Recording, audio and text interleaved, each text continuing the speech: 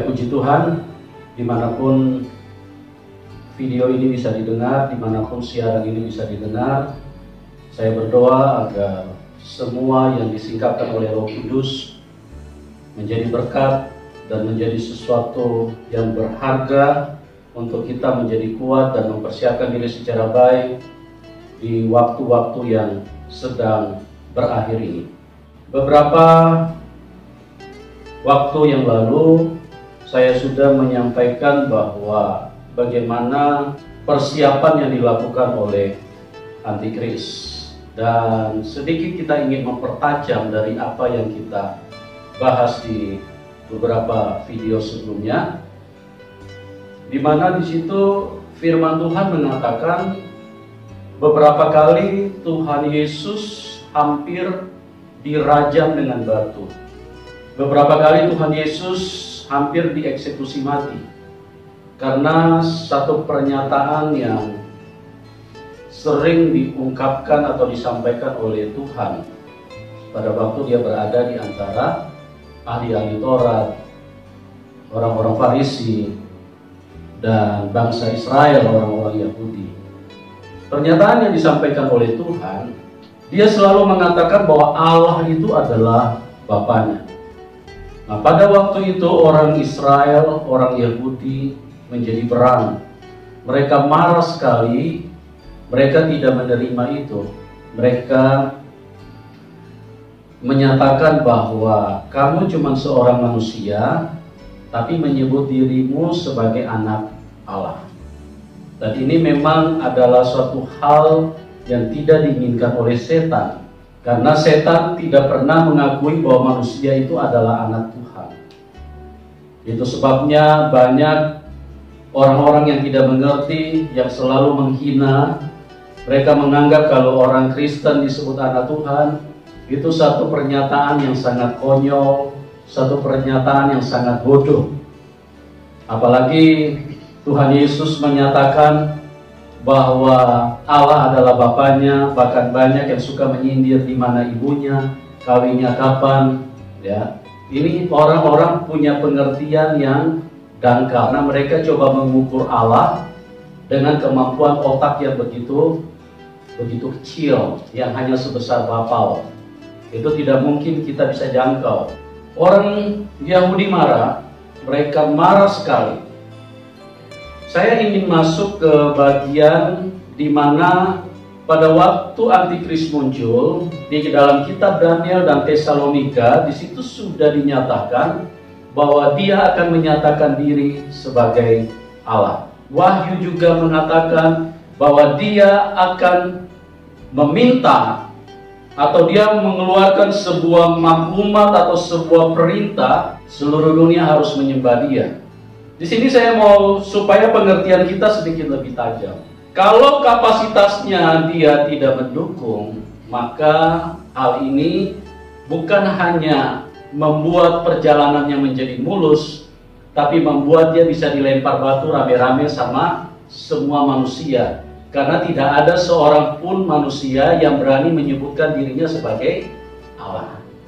Nah, ini catat baik-baik di dalam pengertian kita, bahwa pribadi antikris, iblis yang menjadi manusia, itu adalah pribadi yang sangat spektakuler. Dia dicatat dalam firman Tuhan, dia bisa setara dengan Allah karena ini diizinkan. Walaupun dia bukan Allah, dia hanya seorang malaikat, tapi dia memang punya kemampuan lebih, dan dia karena dosa dia menjadi iblis. Dan disinilah yang kita harus catat baik-baik, bagaimana cara iblis masuk dan menguasai dunia.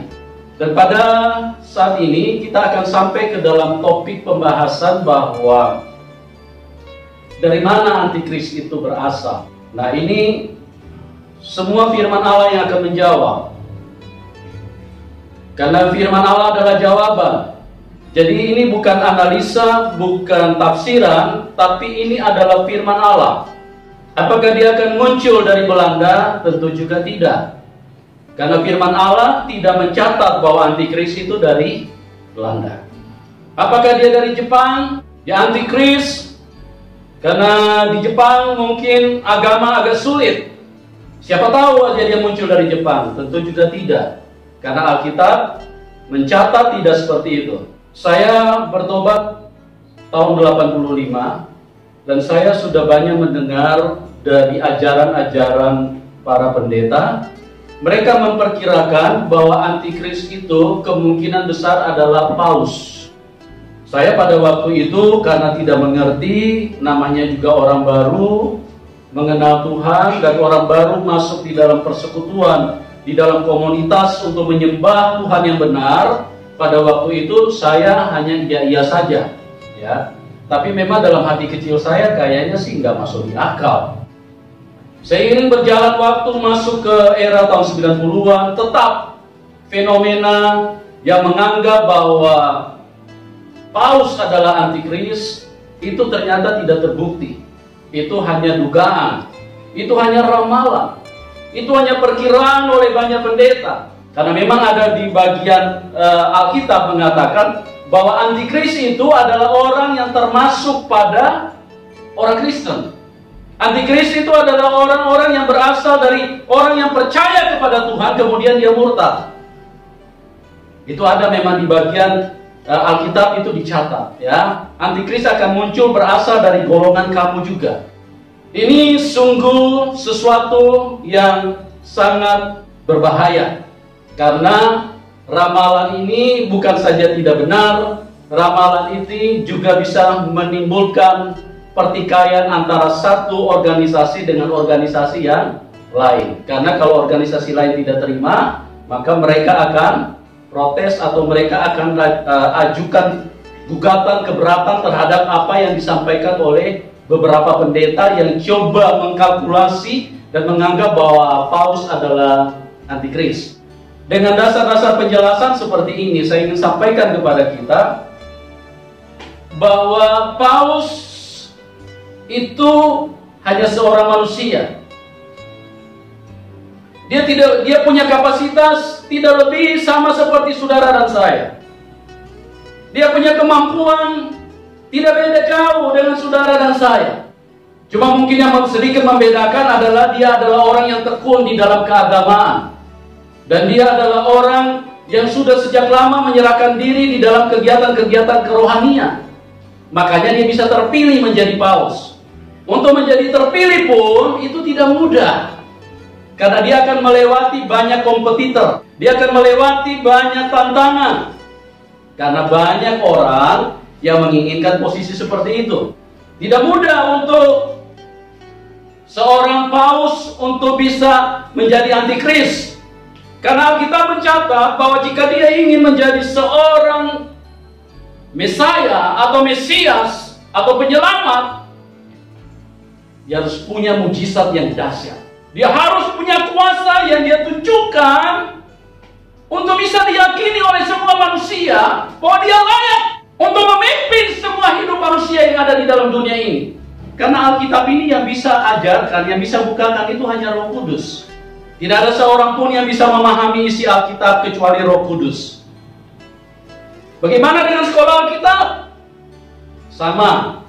Sekolah Alkitab memang tidak ada salahnya, tetapi hanya beberapa bagian kecil yang bisa kita terima dari situ. Tapi kalau kebenaran yang sesungguhnya, itu harus Roh Kudus. Karena Tuhan Yesus sudah berkata, Dia adalah guru. Jangankan memahami kebenaran, sudah diberitahu kebenaran saja, manusia tidak bisa lakukan itu tanpa Roh Kudus. Kita masih ingat di Taman Eden, bagaimana Tuhan berfirman kepada Adam dan Hawa, kalau kamu makan buah itu, kamu akan mati. Tapi apa yang dilakukan oleh Adam dan Hawa? Sedangkan sudah diberitahu saja, mereka masih tidak bisa lakukan. Di dalam perjalanan hidup dengan waktu yang sangat singkat ini, berjalanlah di dalam kekuatan roh. Hanya Roh Kudus yang sanggup membawa kita kepada seluruh kebenaran. Tanpa Roh Kudus, kita tidak mungkin bisa. Kita paling bisa punya pengetahuan. Atau enggak, kita paling bisa hanya menebak atau meramalkan atau coba menganalisa, dan kemudian analisanya itu salah dan menyesatkan. Karena antikris itu dia punya kekuatan yang harus dia tunjukkan dulu. Ya, Paulus adalah satu pribadi yang hampir sama dengan saudara dan saya. Hanya dia dari bangsa yang berbeda. Dia punya begitu banyak kebutuhan. Dia punya begitu banyak kekurangan. Dia tidak mungkin bisa menjadi seorang manusia Superman. Dia tidak mungkin untuk bisa menjadi manusia yang sekelas Allah. Tidak mungkin. Jadi di sini jelas Alkitab menjawab itu tidak mungkin Paulus. Oke, kita lanjut. Setelah ramalan tebakan yang muncul oleh beberapa pendeta tidak betul, akhirnya pada tahun 2012 terpilihlah Barack Obama menjadi Presiden Amerika Serikat. Karena kulitnya sedikit berbeda, rambutnya juga sedikit berbeda dengan presiden-presiden sebelumnya, maka rame-rame juga pendeta coba menganalisa jangan-jangan Barack Obama. Untung juga Barack Obama tidak komplain, karena ini dibicarakan masih di internal Indonesia. Ini sesuatu yang sangat salah. Alkitab tidak mencatat seperti itu. Alkitab adalah jawaban. Dan Roh Kudus adalah terang. Dia akan buka rahasia itu. Bukan Barack Obama. Kenapa? Karena saya ingin beritahu kepada Anda, Barack Obama tidak beda jauh dengan Anda dan saya. Dia tidak punya kapasitas yang lebih, tidak punya. Bahkan untuk bisa terpilih menjadi presiden, dia harus lobby berbagai pihak. Dia harus lobby komunitas-komunitas. Dia harus lobby beberapa bagian yang membuat nanti mereka bersimpatik untuk memilih dia. Jadi di sini Alkitab sudah menjawab bahwa tidak mungkin Barack Obama. Ini jelas tidak mungkin. Barack Obama punya segudang kebutuhan. Dia butuh digaji. Dia butuh disenangkan oleh manusia. Karena kalau dia memimpin, fasilitas pemimpin itu mengikuti dia. Dia butuh itu. Tidak mungkin dia jadi antikris. Tidak mungkin dia bisa menyatakan diri setara dengan Allah. Itu tidak mungkin. Nah, kita akan masuk ke penjelasan-penjelasan yang lebih mendalam supaya kita terus bertambah di dalam kecerdasan, di dalam Tuhan, di dalam Roh. Setelah dua persiapan utama rampung, khususnya kelaparan, ya, atau kelumpuhan ekonomi, itu kan disiapkan antikris sampai menjadi sempurna dengan menghancurkan ekonomi, melumpuhkan perekonomian dunia, seperti yang kita lihat terjadi saat ini dengan adanya virus corona. Ekonomi pada cooling down semua. Oke, kita tidak bahas lagi persiapan yang pertama, IT, tapi kemungkinan besar ini akan rampung bersamaan. Karena saya melihat di beberapa daerah, kalau saya pelayanan ke penginjilan ke daerah-daerah di Indonesia yang agak di pinggiran, kadang-kadang bagian-bagian tertentu sinyal internet itu masih agak tidak stabil, ya. Nah, kalau antikris muncul, itu semuanya sudah harus lempeng, itu semuanya sudah harus lurus, itu semuanya sudah harus terconnecting dengan baik. Karena apa? Karena kecepatan untuk mendeteksi setiap orang itu hanya dari sinyal internet. Ini kita harus cerdas ini, melihat ini kebenaran firman Tuhan. Dia akan menyatakan diri sebagai Allah. Dia akan minta disembah.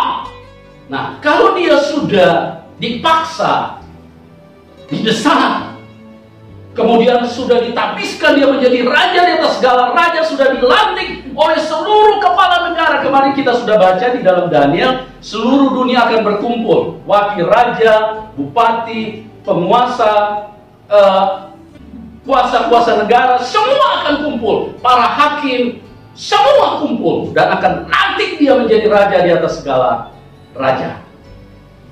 Disinilah pada saat itu dia akan masuk menerobos lintas segalanya, ya. Lintas apa saja? Dia akan melewati lintas budaya. Budaya sudah tidak bisa berbicara pada waktu itu, karena dia melewati lintas budaya. Manusia kalau sudah diperhadapkan dengan kebutuhan dan budaya, budaya menjadi nomor 2, kebutuhan menjadi yang utama. Apalagi kalau sudah urusan perut. Yang mereka sudah dikasih makan kenyang-kenyang, budaya itu sudah nanti. Yang penting sehat dulu, kenyang, makan kenyang, bukan ikat pinggang, kenyang, makan kenyang, ya. Sudah seperti itu. Terus lintas adat. Akan lewat semua lintas adat. Jadi sudah nggak ada lagi yang bicara-bicara, oh adat kami begini. Yang satu lagi bilang adat kami begini. Yang sana lagi bilang adat kami begini. Itu sudah lewat, itu tidak penting lagi. Karena dia akan melewati lintas adat. Dia juga akan melewati lintas tradisi. Dia akan melewati lintas bangsa. Bahkan yang paling menarik untuk Anda catat di dalam hidupmu. Karena saya sebagai hamba Tuhan sudah menyampaikan, karena pewahyuan ini dibuka langsung oleh Roh Kudus untuk dicatat oleh setiap orang Kristen. Dia akan melewati lintas agama. Pada waktu itu sudah tidak ada lagi agama. Oh, saya agama A, saya agama B, saya agama C. Sudah nggak ada. Itu sudah tidak berlaku. Karena kalau sudah diperhadapkan dengan perut, agama menjadi nomor 2. Daripada mati konyol, mendingan nanti urusan agama, ya. Karena apa saya katakan seperti ini? Dengar baik-baik. Karena saat ini begitu banyak bangsa yang tidak suka kepada bangsa Israel. Begitu banyak bangsa yang membenci keberadaan bangsa Israel. Karena bangsa Israel, kenapa bisa dibenci? Saya ingin jelaskan sedikit supaya kita mengerti. Karena saat dari zaman Abraham sampai saat ini, bangsa Israel masih dikendalikan oleh Allah yang benar. Sekalipun bangsa ini tidak benar. Kenapa saya katakan seperti itu? Mohon maaf, saya harus bicara apa adanya. Karena Tuhan sendiri mereka gantung di kayu salib. Ini bangsa durhaka, ini tegak tengkuk. Jadi sekalipun bangsa ini tidak benar, tapi mereka masih dipimpin oleh Allah yang benar. Makanya karena dia masih dipimpin oleh Allah yang benar, makanya banyak bangsa yang karena tidak mengerti keberadaan daripada Allah itu sendiri, apalagi Israel selalu membawa-bawa Allah mereka, maka banyak bangsa yang tidak suka, banyak bangsa yang tidak setuju, banyak bangsa yang membenci, banyak bangsa yang iri hati. Tidak mau dengan bangsa Israel. Tapi dengar baik-baik. Pada saat Israel dipimpin oleh Allah yang tidak benar, dipimpin oleh Mesias palsu, maka pada saat itulah seluruh dunia akan menerima Israel sebagai pemimpin, karena munculnya Mesias itu dari Israel. Saya ingin memberitahu kepada kita bahwa apa artinya Mesias? Mesias itu adalah penyelamat. Kalau di bagian lain disebut sebagai Mesaya. Kalau bahasa yang lain lagi ada yang menyebutkan Hamasia. Itu sama itu. Mesias, Mesaya, Hamasia itu sama. Itu artinya penyelamat. Kenapa saya katakan bahwa antikris itu dari negara Israel? Karena Alkitabnya menjawab. Yang bisa menjadi Mesias, yang bisa menjadi penyelamat, tentu dia harus di atas manusia. Karena yang mau ditolong ini manusia. Nah kalau dia cuma manusia, bagaimana dia bisa tolong? Itu sebabnya 2000 tahun yang lalu, karena manusia tidak tertolong, makanya Allah turun menjadi manusia untuk menolong yang tidak tertolong ini.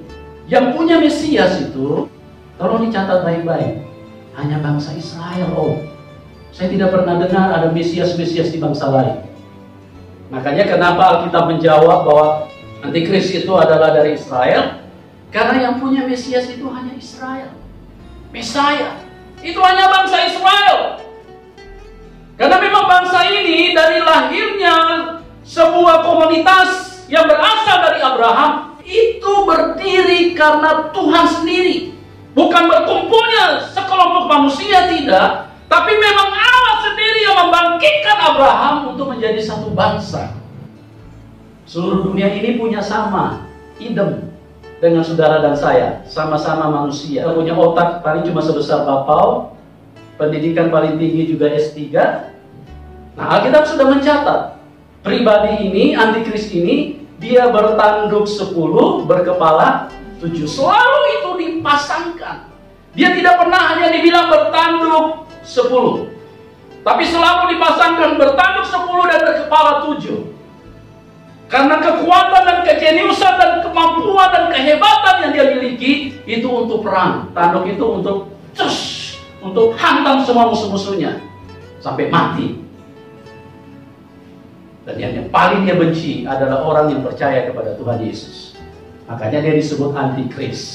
Dasar yang selanjutnya, kenapa Israel disebut sebagai negara asal dari antikris?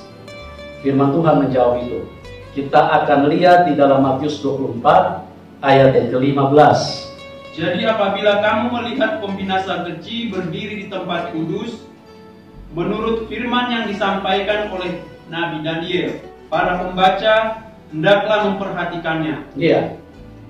Jadi apabila kamu melihat pembinasa keji berdiri di tempat kudus, menurut firman yang disampaikan oleh Nabi Daniel, para pembaca hendaklah memperhatikan. Para pembaca hendaklah memperhatikan. Dengar baik-baik. Bait di tempat kudus itu adalah bait Allah. Yang punya bait Allah di seluruh dunia itu hanya Israel. Yang punya bait Allah itu hanya Israel. Dari zaman Raja Salomo itu sudah dibangun. Sudah 3 kali dibangun dan 3 kali juga dihancurkan. Jadi yang punya bait Allah itu hanya Israel.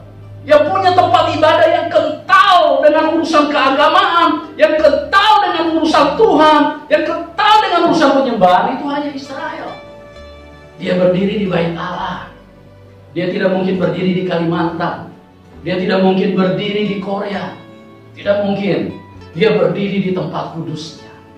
Bait Allah adalah tempat yang sangat sakral buat orang Yahudi. Kenapa mereka mensakralkan sekali bait Allah? Apa yang menjadi dasar? Karena mereka bisa berjumpa dengan Tuhan yang Maha Kudus di bait Allah. Makanya tempat ini sangat sakral, sangat dikhususkan oleh bangsa Israel. Artinya, tidak sembarang orang bisa masuk. Israel jangankan bilang tempat kudus, jangankan bilang bait Allah. Sedangkan dalam pergaulan, sedangkan di dalam berinteraksi dengan bangsa-bangsa lain, Israel itu punya peraturan yang sangat ketat. Sangat-sangat punya tingkat yang sangat tinggi. Mereka menjaga dan membatasi sentuhan dengan bangsa lain. Ini bangsa yang memang benar-benar sangat khusus di dalam urusan-urusan keagamaan. Bangsa lain mereka nggak kafir. Itu rumusnya dari firman Allah. Itu bukan rumus yang dapat dari sekolah, no. Itu dari firman Allah. Ribuan tahun dari zaman perjanjian lama itu sudah ditulis dari waktu Abraham dipanggil oleh Tuhan untuk mengikut dia. Maka Tuhan memberikan satu peraturan, kamu tidak boleh bergaul dengan bangsa manapun. Kalau misalnya terjadi interaksi, itu harus ada peraturan-peraturan yang diikuti. Ya jelas. Kenapa bisa seperti itu? Karena memang Israel ini bersentuhan langsung dengan yang Maha Kudus, dengan yang Maha Mulia, dengan yang Maha Besar, dengan yang Maha Tinggi. Jadi mereka punya konsep itu harus berbeda. Tidak bisa sama dengan bangsa-bangsa lain. Jadi di sini kita harus tahu. Ya, kita bisa buktikan itu di dalam Galatia pasal yang kedua, ayat 11 dan 12. Tetapi waktu Kefas datang ke Antiokhia, Kefas ini adalah Simon Petrus. Aku berterang-terang menentangnya. Ya, aku berterang-terang menentangnya. Sebab ia salah. Maksudnya Simon Petrus ini berbuat kesalahan. Karena sebelum beberapa orang dari kalangan Yakobus datang. Ya, sebelum dari beberapa orang dari kalangan Yakobus datang, maksudnya orang-orang Yahudi. Ia makan sehidangan dengan saudara-saudara yang tidak bersunat. Ya, ia makan dengan saudara-saudara yang tidak bersunat. Tetapi setelah mereka datang, ia mengundurkan diri dan menjauhi mereka karena takut akan saudara-saudara yang bersunat. Iya, mereka menjauhi karena takut akan saudara-saudara bersunat. Padahal lihat historisnya, Petrus ini dia sudah mengalami kuasa yang begitu besar. Ya, bayangannya saja bisa menyembuhkan orang. Sudah dipengaruhi oleh urapan Roh Kudus yang begitu kuat di dalam penyelesaian, di dalam tugas memberitakan Injil. Dia sudah mengalami jalan sentuhan yang berbeda dengan yang pernah ada di dalam perjanjian lama. Beda sekali. Tapi karena aturan yang begitu ketat yang diberlakukan oleh Tuhan di zaman perjanjian lama, bahwa bangsa Israel tidak boleh sekalipun untuk duduk kongko-kongko, tidak boleh makan dengan bangsa lain. Ini masih terbawa-bawa. Nah, tolong perhatikan ini, saya mau jelaskan kepada kita. Sedangkan untuk duduk kongko-kongko saja tidak boleh sama-sama, untuk makan tidak boleh sama-sama. Kalau orang Yahudi harus sama orang Yahudi, karena itu peraturan yang begitu ketat, begitu kuat Tuhan berlakukan di zaman perjanjian lama. Karena memang bangsa ini bangsa yang dipilih, dikhususkan, dikuduskan, bangsa yang ingin Tuhan pertunjukkan kepada seluruh dunia. Kalau kalian ingin memiliki Allah yang benar, hiduplah dengan cara seperti yang Tuhan tunjukkan kepada bangsa Israel. Nah, tolong dengar baik-baik, apalagi urusan bait Allah. Tadi kan sudah dijelaskan, apabila kamu melihat pembinasa keji berdiri di tempat kudusnya, ini urusan bait Allah yang berurusan untuk membuat kita terhubung dengan Dia yang Maha Kudus. Ini tidak boleh kalau dari bangsa lain masuk. Duduk kongko-kongko dengan Petrus saja nggak boleh. Petrus pada waktu itu langsung tarik diri karena ketakutan. Karena kalau dia tidak tarik diri pada waktu orang Yahudi, padahal orang Yahudi pada waktu itu mereka sudah mulai kenal juga jalan Tuhan. Tapi masih banyak juga yang sedikit kesetanan, sehingga mereka terus memelihara adat istiadat yang berlaku begitu kental, begitu lama dan begitu kuat mengikat mereka. Saya berharap ini menjadi jelas bagi Anda semua. Dimanapun Anda bisa mendengarkan video, dimanapun Anda bisa mendengarkan siaran ini, dengar baik-baik. Untuk urusan bait Allah itu tidak sembarang orang.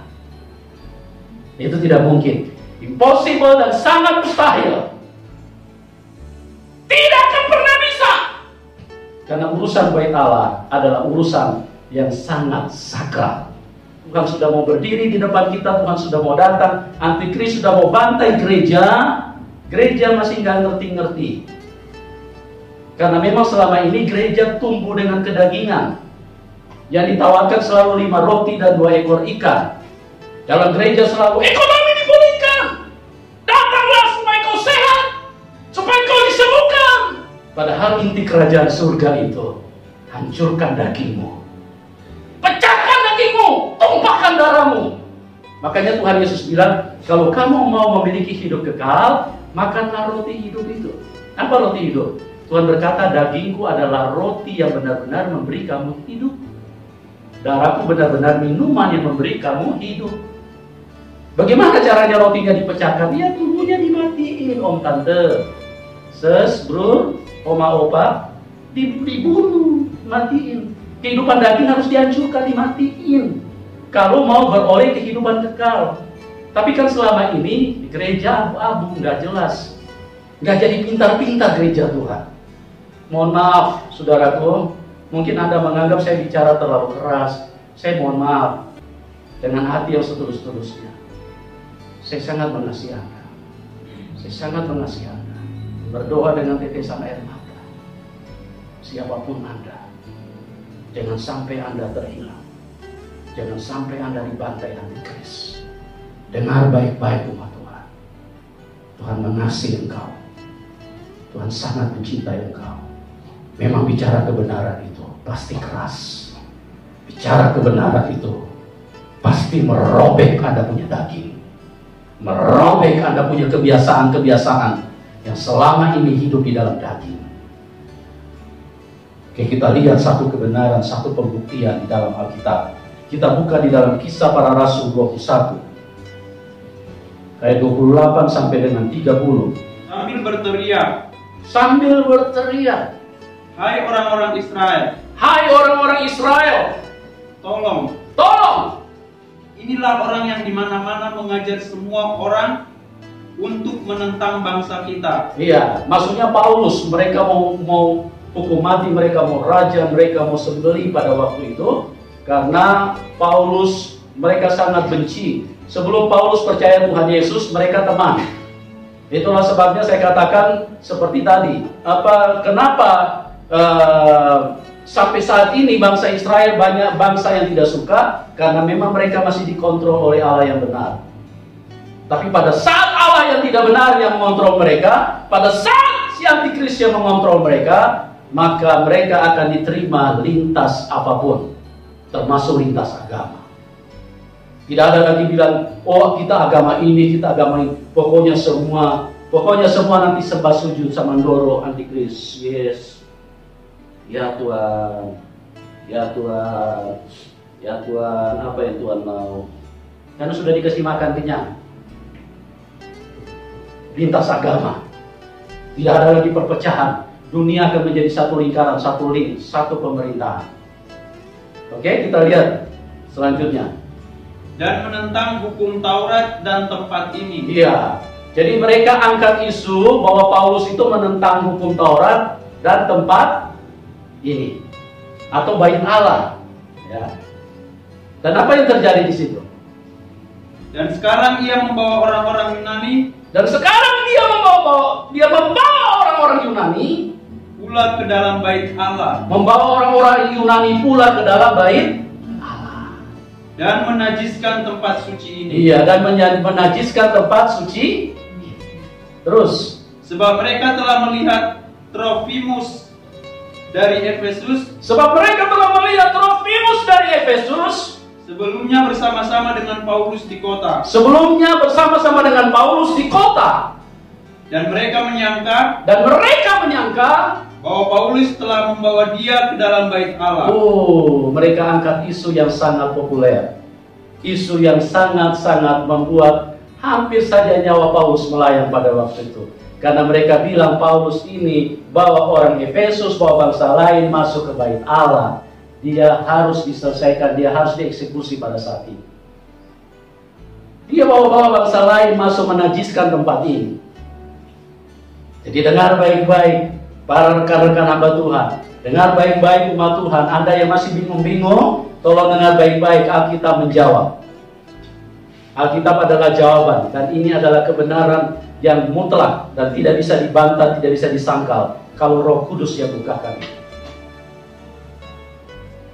Mereka mengira bahwa Paulus telah membawa Trofimus masuk ke dalam bait Allah. Mereka berteriak-teriak, hai orang Israel, tolonglah! Ini orang menajiskan bait Allah. Pada waktu itu apa yang terjadi? Terus? Maka gemparlah seluruh kota. Dan rakyat datang berkerumun. Lalu menangkap Paulus. Dan menyeretnya keluar dari bait Allah. Iya. Mereka menganggap Paulus ini orang najis. Padahal Paulus ini orang Ibrani asli, orang Yahudi asli dari suku Benyamin. Tapi karena mereka menganggap dia bawa orang bangsa Yunani masuk ke dalam bait Allah, ini Paulus pun dianggap najis, diseret dia keluar. Terus? Dan seketika itu juga semua pintu gerbang bait Allah itu ditutup. Disterilkan, di lockdown. Bait Allah disterilkan. Tidak boleh ada kekotoran sedikit pun dari bangsa lain yang menyentuh bait Allah. Apabila kamu melihat pembinasa keji berdiri di tempat kudusnya, maka ketahuilah para pembaca hendaklah memperhatikan. Sudah pasti firman Allah yang menjawab. Sudah pasti dengan jelas bahwa antikris, si iblis yang menjadi manusia dan yang akan menyatakan diri sebagai Allah, dia adalah orang Israel. Karena kita sudah lihat catatan Alkitab, dari bangsa lain pun nyawa Paulus hampir melayang pada waktu itu, hanya karena mereka angkat isu bahwa dia bawa orang Yunani masuk ke dalam bait Allah.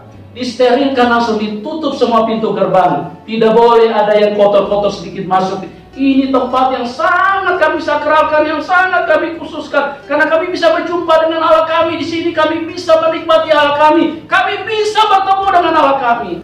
Di shutdown, ditutup pintunya. Jadi jelas, antikris itu berasal dari bangsa Israel. Apalagi dia bukan hanya beribadah, dia akan menyatakan diri sebagai Allah. Kalau dia bukan dari bangsa Israel, kalau dia bukan dari orang Yahudi, itu tidak mungkin. Tidak mungkin. Tuhan Yesus memberkati kita semua. Amin.